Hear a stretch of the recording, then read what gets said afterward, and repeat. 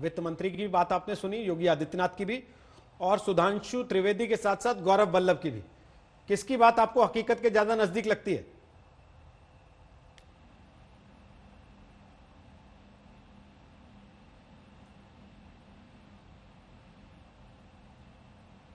Package वो अपने आप में बहुत ही बड़ा पैकेज है।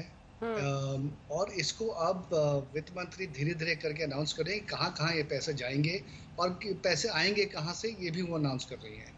तो इसमें सबसे पहला जो उन्होंने अनाउंसमेंट दिया वो एमएसएमई सेक्टर के लिए था, और मुझे लगता है इससे ये आप अनुमान लगा सकते हैं कि कितनी इम्पोर्टेंस सरकार एमएसएमई क्षेत्र के ऊपर रख रही है। और क्यों रख रही है? क्योंकि ये जॉब क्रिएशन सेक्टर है, यहीं से जॉब्स आते हैं, सबसे ज़्यादा जॉब्स इसी सेक्टर में आते हैं।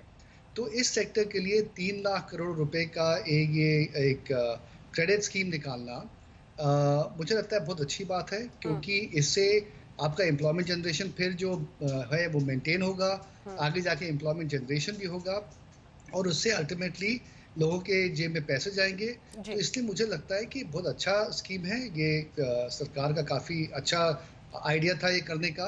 और काफी उन्होंने और भी चेंजेस किए हैं, जिससे आप कह सकते हैं कि रिफॉर्म मेजर्स हैं। लेकिन सुमन जैसे जी, कि एमएसएमई का डेफिनेशन बढ़ा दिया सुमन जी, चेंज कर दिया है। सरकार कह रही है कि हम जॉब देने वाले को एम्पावर करेंगे, वो जॉब दे दे, आदमी कर्जा ले और अपने आप चुकाने की स्थिति में आ जाए।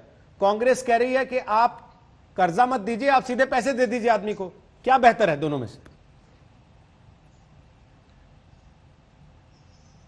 देखिए, अगर आप ऑपोजिशन में हैं तो जो कांग्रेस कह रही है वो ठीक कह रही है। अगर आप सरकार में हैं और आपको रिस्पॉन्सिबल गवर्नमेंट चलानी है तो फिर जो सरकार कर रही है वो ठीक कर रही है। वो डिपेंड करता है आप कहाँ बैठे हैं।